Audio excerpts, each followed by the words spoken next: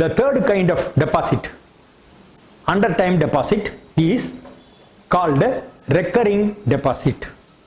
As the name itself suggests, recurring means something that occurs again and again. That is called recurring. So in this kind of deposit, a person deposits a fixed amount for a period. Suppose somebody wants to buy a car. A car may cost something around 3,60,000 rupees or 4 lakhs. So he wants to save money for that. So he can come and start saving every month 10,000 rupees. This is ideally suited for middle class people and salaried people. Even though I have seen many business people also opening, I will tell about it a little later. This is ideally suited for salaried people and middle class people. So they will start saving for a car. Every month 10,000 rupees from his salary he will transfer to a recurring deposit. It is called recurring because you do it every month. It recurs every month. That's why it is called recurring deposit. And at the end of the 36-month period, you will get 3,60,000 plus the interest that is applicable. That may come to another 20,000, something like that. You will have in hand 3,80,000. You can go and buy a car for 4 lakhs. So to facilitate that, banks open recurring deposit. Even though I told it is good for the salaried middle class people, I have seen many businessmen also open the deposit. Because there may be a medium enterprise, small and medium enterprise account holder. He may be having a lot of transactions. He will be having an idea to buy a machine for worth about 10 lakhs after 2 years. So what he will do? He will come and tell us, sir, every month money is coming, money is going, I don't know where it is going. I want to buy a new machine. Therefore, every month you please take standing instruction, transfer rupees 50,000 from my account for another 20 months. Every month transfer 50,000 in recurring deposit. I have seen so many businessmen open recurring deposits. So this is also a good tool for businessmen also. So every month we will transfer 50,000 for 20 months and at the end of it he will get 10 lakhs. He will go and buy the machine he has paid for. So this is the normal scheme of recurring deposit. But there is also a variation in it. There is a variable recurring deposit scheme. What is this variable recurring deposit scheme? There may be some businessmen whose income may not be constant. This month, sir, I have made a very good sales this month, so my income is 2 lakhs. Next month, he will say, this month is very poor sales, sir. I got only 10,000. So he cannot give same fixed amount of 1 lakh or 2 lakh, whatever is fixed for the entire period of 20 months or 30 months. For this person, banks came out with a variable recurring deposit scheme in which the person can deposit any amount. You need not fix it. Only the period has to be fixed. You decide the period for 36 months or 20 months or 26 months, whatever may be the period, you fix the period and the amount can be varied every month. This month you can pay 2 lakhs, next month you can pay 20,000, third month you can pay 1,000 rupees, fourth month you can pay 5 lakhs. Whatever is the amount can vary every month and at the end of it you will get interest plus whatever amount you have saved. So this facility of recurring deposit is available to people who are not having constant income, who are having fluctuating income also. For them, banks have opened a variable recurring deposit. They may ask this question, what is the variable recurring deposit? Variable recurring deposit scheme, the amount varies from month to month, depending upon the customer requirement. Then, as it is also a time deposit, the depositor can avail the loan facility and the premature withdrawal. Both facilities are available under recurring deposit also. And then, sometimes it may happen that the customer say there is a customer who says every month I will pay 10,000 for 36 months. In the 8th month, he may not pay the installment. Wherever such delayed payments are there, banks charge some penalty. What is the penalty? I have calculated as per State Bank of India's guidelines. State Bank of India charges rupees 1 rupee 50 paise on rupees 100 for every month of delay. Depending upon the amount of deposit, the penalty will be calculated and it will be reduced at the time from the amount that is payable on maturity. So if there is a delay, you don't have to worry too much. Suppose you are not able to pay 1 month installment, you don't have to worry too much. You can pay it in the next month. I have seen some people saying, sir, I have opened a recurring deposit due to this month unexpected reasons I am not able to pay, and they will be very much worried. Used to tell them, comfort them, don't worry, you pay next month both. We will be charging only a very small penalty. It is don't go away from the scheme. Some people will run away from the scheme. They will discard it and go away. That is bad.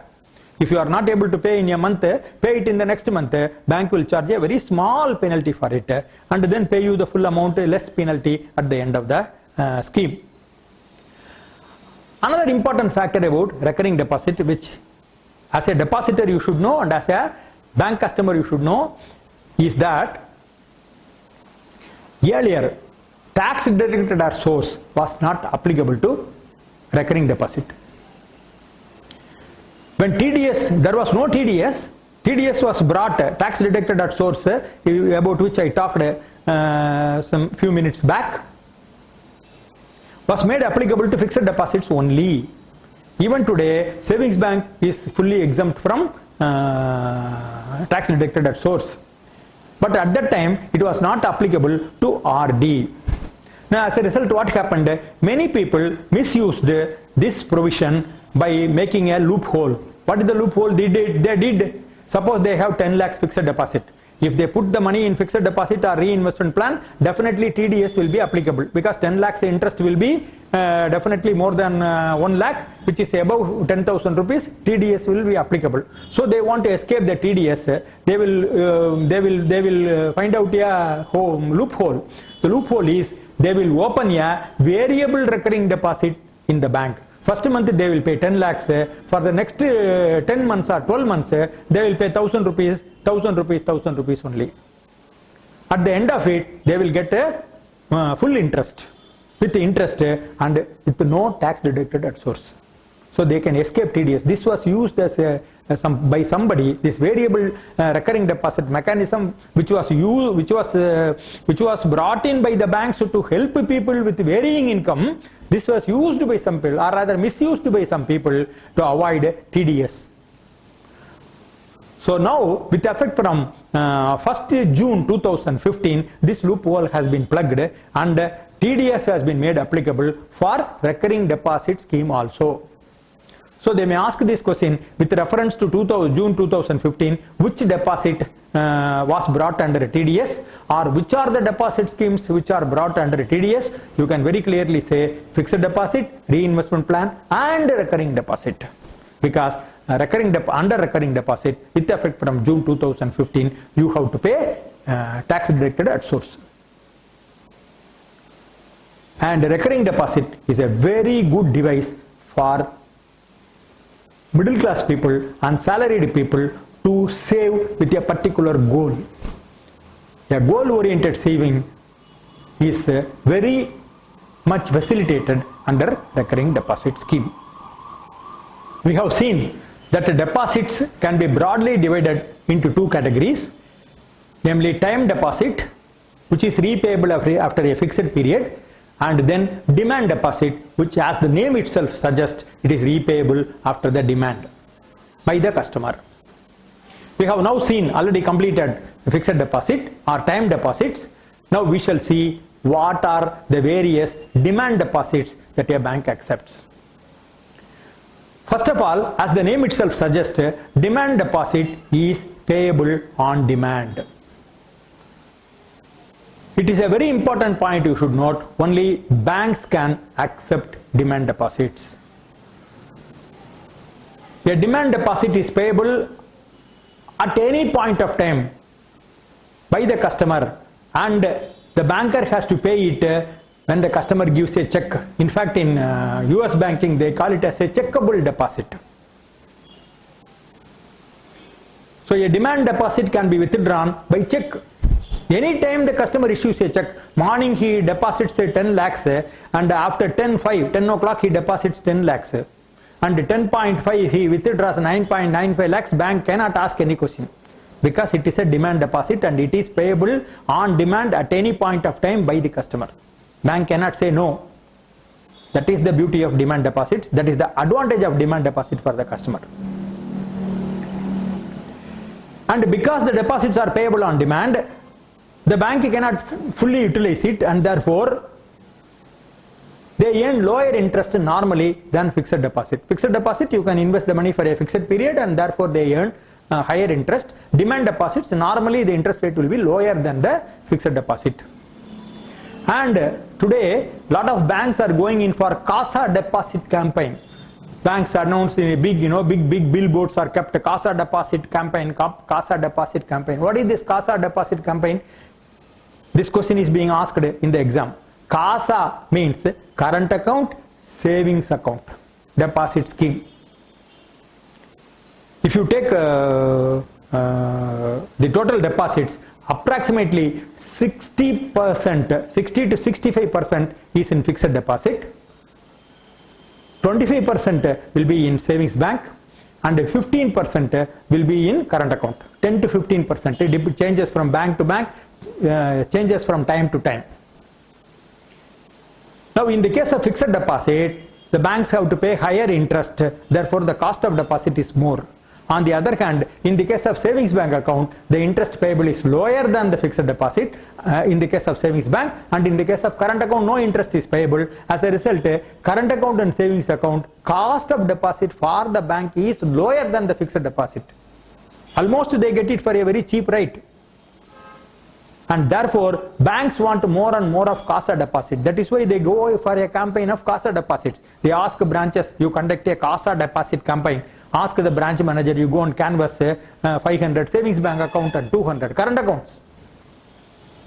So CASA deposits scheme and the CASA deposit campaign are organized by banks because CASA deposits, cost of the CASA deposit, namely current deposit and savings bank deposit, is very much lower than fixed deposit, and therefore it is very advantageous for the bank to go for expanding the CASA deposits. But at the same time, you should also remember one fact. In case of a fixed deposit, the customer comes one time. Today he deposits 10 lakhs for 5 years. He is going to come after 5 years only. There is no transactional cost involved.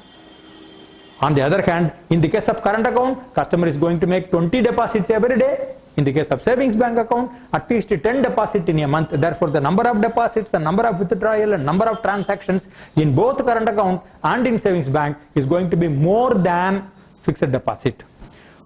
Therefore, the transactional cost of current deposits and savings bank deposits will be much more than the fixed deposit. So, this fact also a banker should remember. So, what are the various types of demand deposits a bank can open? The first deposit is called savings bank. The second one is current account. And the third one is overdue deposit. We shall see them one by one.